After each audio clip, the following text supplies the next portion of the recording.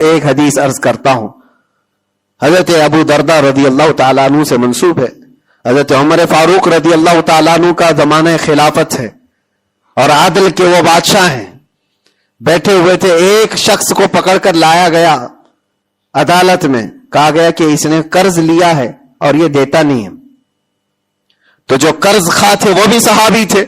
انہوں نے کہا کہ یہ اجنبی آدمی مدینے کا تو ہے نہیں، لیکن میں نے اس کو پیسے دیے تھے، یہ واپس نہیں لوٹاتا اور آئیں کائیں کرتا رہتا ہے، بہانے بناتا ہے. حضرت عمر فاروق رضی اللہ تعالیٰ عنہ نے اس اجنبی شخص سے کہا، اب تم کیا کہنا چاہتے ہو؟ تمہیں قید میں ڈال دیا جائے گا، تم اس کے پیسے ادا کرنا چاہتے ہو یا نہیں؟ اس نے کہا مجھے 2 دن کی مہلت چاہیے، میں جاؤں گا اور لا کر کے واپس اس کی رقم ادا کر دوں گا جو مجھ سے تقاضا کر رہے. حضرت عمر نے کہا کہ تو جائے گا یہاں سے چھوڑ کر اور واپس آئے گا نہیں آئے گا، اس کا کیا بھروسہ؟ کوئی ہے تیری جو ضمانت لے گا؟ یہاں پر کورٹ بھی جب ہمیں بیل لیتی ہے تو ایک ضامن کھڑا کرتی ہے کہ اس کی ضمانت کون لیتا ہے. تو یہ تو پرانا دستور ہے. آپ نے پوچھا کوئی ہے تیری ضمانت لے گا؟ اگر تو نہیں آئے گا تو ہم اس کو پکڑیں گے. اس نے مجمع میں دیکھا کوئی اس کی پہچان والا تو ہے نہیں. تھا تو یہ مسلمان لیکن اس کے گہرے تعلقات کسی سے ہے نہیں. نظر ڈالا، اس نے کہا میں کسی کو پہچانتا نہیں اس میں سے، اور کون میری ضمانت لے گا؟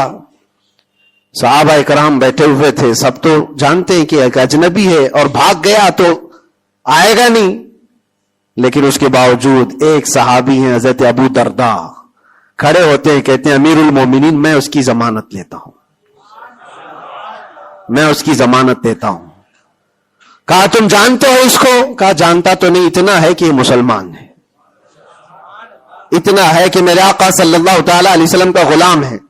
کہا کہ اگر یہ واپس 2 دن کے اندر نہیں آیا تو ابو دردہ نے کہا امیر المومنین آپ مجھے گرفتار کر سکتے ہیں، میں اس کی جگہ پر قید میں چلا جاؤں گا. تو آپ نے لکھوا دیا اور اس شخص کو چھوڑ دیا، جاؤ 2 دن کا تمہارے پاس ٹائم ہے، لوٹ آ جاؤ. وہ چلا گیا. لوگوں میں تو یہی مشہور تھا، ایک بار جو چھوٹ گیا وہ عدالت سے واپس کہاں آتا ہے؟ کب وہ کسی کے شکنجے میں آئے گا؟ 2 دن کا وقت گزر گیا اور شام ہو گئی، وہ آیا نہیں. مغرب کا وقت تھا، اس سے پہلے امیر المومنین نے کہلا بھیجا کہ ابو دردہ سے کہو کہ اپنی گرفتاری دے دے. جس کی وہ ضمانت لیا تھا وہ آیا نہیں ہے. عدالت پھر سے لگی. قرض خواہ جنہوں نے قرض دیا تھا وہ بھی تھے اور حضرت ابو دردہ کو لایا گیا. کہا کہ میں تیار ہوں.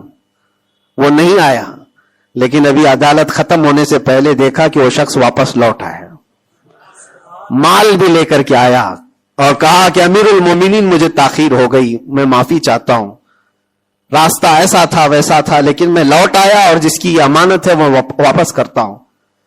حضرت عمر فاروق رضی اللہ تعالیٰ عنہ نے فرمایا ٹھیک ہے، جس کا قرض ہے، جس کے تم نے لیے تھے اس کو لوٹا دو.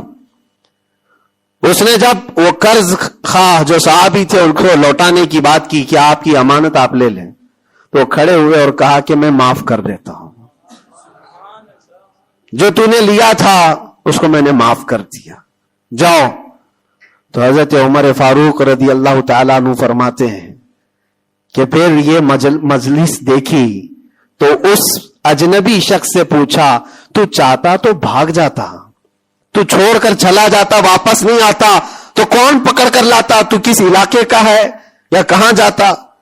واپس کیوں آیا؟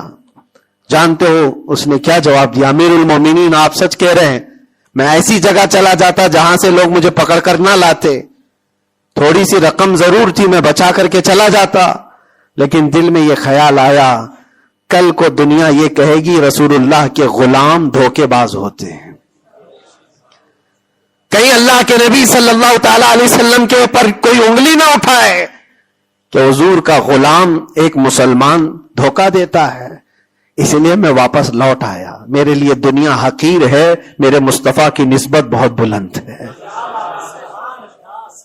امیر المومنین نے ابو دردہ سے پوچھا کہ اے ابو دردہ، تم ایک اجنبی شخص کی ضمانت لینے کو تیار ہو گئے، تمہارے اندر کیا جذبہ آ گیا ایسا؟ ابو دردہ نے کہا امیر المومنین میں نے دیکھا یہاں پر حالات ایسے کہ اس کو پہچاننے والا کوئی نہیں، اور اگر ہم میں سے کوئی بھی نہیں اٹھتا تو یہ شخص اور اس کے بعد آنے والی قوم یہ کہتی حضور پاک صلی اللہ علیہ وسلم کے غلاموں میں مدد کرنے کا جذبہ ختم ہو گیا ہے، نبی پاک صلی اللہ تعالی علیہ وسلم کے غلاموں میں مدد کرنے کا جذبہ چلا گیا۔ کوئی اگر یہ تانا مارتا اسی لیے میں کھڑا ہو گیا، زیادہ سے زیادہ کیا ہوتا کہ میں قید میں چلا جاتا، لیکن میرے نبی کی ذات پر کوئی انگلی تو نہیں اٹھا سکتا۔ حضرت امیر المومنین نے اس صحابی سے پوچھا تم نے قرضہ معاف کیوں کر دیا؟ اور عدالت میں مقدمہ کیا تھا، معاف کرنا تھا تو پہلے کر دیتے۔ آپ نے کہا کہ میں اس کو پہلے پہچانتا نہیں تھا، لیکن یہ جب 2 دن کا موقع لے کر گیا بھی اور واپس لوٹ آیا بھی تو امیر المومنین میرا تو یہ حق بنتا ہے کہ میں اس مسلمان کا قرض معاف کر دوں، اس لیے کہ میرے دل میں بھی یہ خیال آیا کہ اگر میں معاف نہ کرتا تو کل کو دنیا یہ کہتی کہ رسول اللہ کے غلاموں میں معاف کرنے کا جذبہ بھی چلا گیا۔ یہ ہے پورا دین، یہ ہے پورا دین، ایک دوسرے کو معاف کرنے کا جذبہ، ایک دوسرے کی مدد کرنے کا جذبہ اور وعدے کو مکمل کرنے کا جذبہ، یہ کل ملا کر کے دین بنتا ہے۔ عزیزان گرام وقار، آج جن حالات سے ہم گزر رہے ہیں، ہمارے درمیان نفرتوں کی دیواریں کھڑی ہیں، ایک دوسرے کو سلام کرنے سے بھی کتراتے ہیں، جبکہ مسجد کی صفوں میں شانے سے شانہ لگا کر کھڑے ہوتے ہیں۔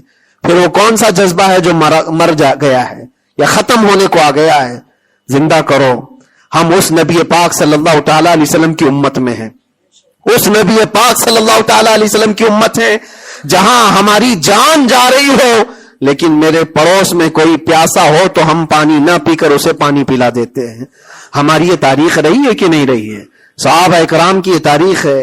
مدینہ طیبہ کو جا کر دیکھ لینا، نبی پاک صلی اللہ تعالی علیہ وسلم کے اس پاک زندگی میں ایسا بھی تھا کہ ایک صحابی کے گھر گوشت کا تحفہ آیا، بھنا ہوا گوشت تھا، کسی نے دیا، انہوں نے یہ سوچ کر کے بغل میں دے دیا مجھ سے زیادہ بھوکے میرے پڑوسی ہیں، پڑوسی نے یہ سوچا مجھ سے زیادہ میرا پڑوسی بھوکا ہے، وہ گوشت کی بھنی ہوئی سری بکری کی مدینے میں ایک رات میں سب گھروں میں گھومتی گھومتی اسی پہلے صحابی کے گھر آ گئی۔ ہر ایک کو یہ خیال تھا مجھ سے زیادہ حق اس کا ہے، ہر ایک کو یہ خیال تھا مجھ سے زیادہ اس کا حق ہے۔